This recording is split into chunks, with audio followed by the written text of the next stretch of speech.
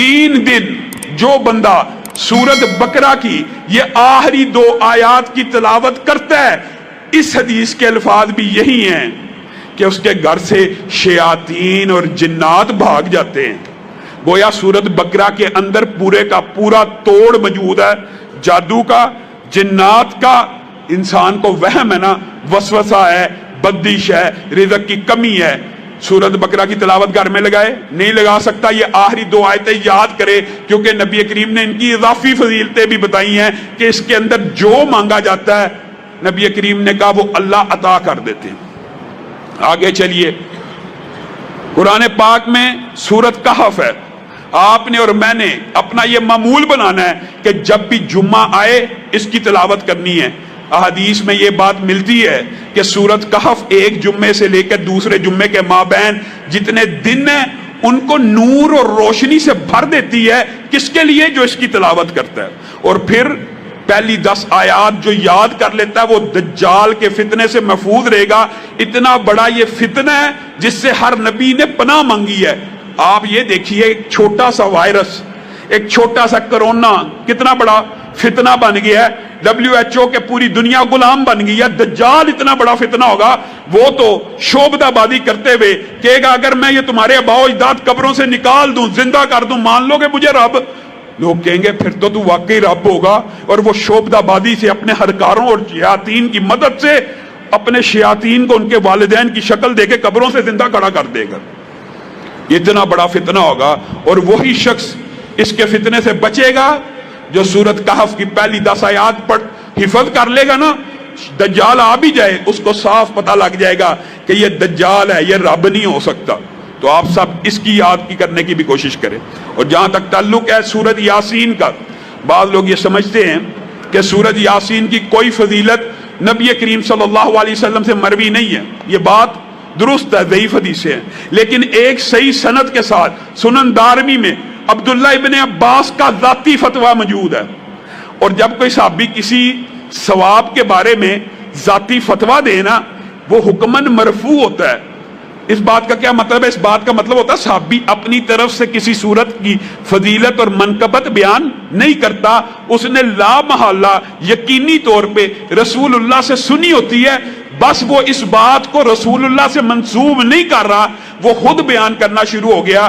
اس کو جس بھی وجہ سے، اس نے کیا وجہ ہے کہ رسول اللہ کی طرف منسوب نہیں کی، یہ اللہ جانتا ہے۔ لیکن جب عبداللہ ابن عباس کہتے ہیں کہ سورت یاسین صبح پڑھنے والا شام تک اس کی برکات اور اللہ کی برکتوں میں گھر جاتا ہے، اور شام کو پڑھنے والا صبح تک اللہ کی برکتوں میں آ جاتا ہے، تو یہ حدیث، یہ روایت حکماً مرفوع ہو جاتی ہے۔ صحابہ اپنی طرف سے کسی عمل کا فضیلت اور اجر و ثواب نہیں بیان کرتے۔ اسی طرح بعض محدثین نے بیماریوں کے حوالے سے لوگ سوال کرتے ہیں، جو ڈپریشن ہے، جو انگزائٹی ہے، جس بندے کو نیند نہیں آتی، جو بندہ ساری رات بے چین رہتا ہے، اسلاف نے یہ بات بتلائی ہے اس کے لیے بہترین سورت نبا ہے۔ اما یتساءلون، یہ سورت پڑھے، اس سورت کو پڑھنا شروع کرے، اگر نیند نہیں آ رہی، نیند آنا شروع ہو جائے گی۔ اللہ رب العزت نے اس کے اندر یہ تاثیر رکھی ہے۔ سورتوں کے اور بہت فضائل ہیں، میں مختصر کر کے آپ کے سامنے رکھ رہا ہوں۔ اور سورت رحمان کے حوالے سے یہ تجربہ، جتنے موذی امراض ہیں اس کے اوپر سورت رحمان کا دم کیا جائے، یا بندہ تلاوت کرنا شروع کرے یا سننا شروع کر دے، اللہ تعالیٰ اس کو شفا دیتا ہے۔ اور جو چاروں کل ہے نا آخری، ان میں سے کل یا ایھا الکافرون اکیلے کی فضیلت کیا ہے؟ ایک مرتبہ پڑھنا۔ جس طرح کل هو اللہ 3 دفعہ پڑھنے سے پورے قرآن کا ثواب ہے، کل یا ایھا الکافرون 4 مرتبہ پڑھنے سے انسان کو پورے قرآن کا ثواب مل جاتا۔ کل هو اللہ پڑھیے 3 دفعہ، بلکہ 10 مرتبہ پڑھیے، جنت میں محل بھی بنے گا، 3 سے اوپر قرآن پڑھنے کا ثواب بھی ملے گا۔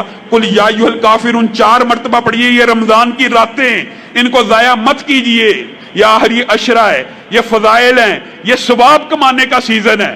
بے شک قرآن کتاب ہدایت ہے، روشن ہدایت کے لیے، دستور کے لیے، آئین کے لیے، نظام کے لیے، نفاذ کے لیے، لیکن اس سے ثواب بھی حاصل کیا جا سکتا ہے۔ 4 مرتبہ کل یا ایھا الکافرون پڑھیے، 3 مرتبہ کل هو اللہ احد پڑھیے، اس کے بعد جو آخری معوذتین جن کو کہتے ہیں، قل اعوذ برب الناس اور قل اعوذ برب الفلق، یہ بڑے مجرب ہیں۔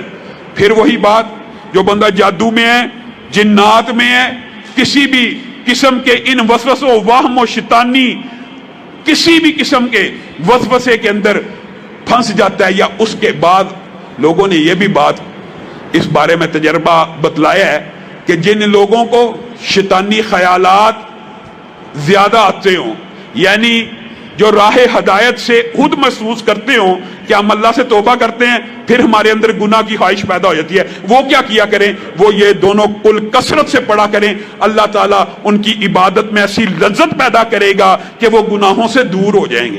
تو ہمیں یہ کل پڑھنے چاہیے۔ خود رسول اللہ صلی اللہ علیہ وسلم کے لیے یہ اترے، اور رسول اللہ صلی اللہ علیہ وسلم نے اپنا علاج ان دونوں کلوں کو پڑھ کے کیا تھا۔ اللہ رب العزت جو کہا گیا، جو سنا گیا، اس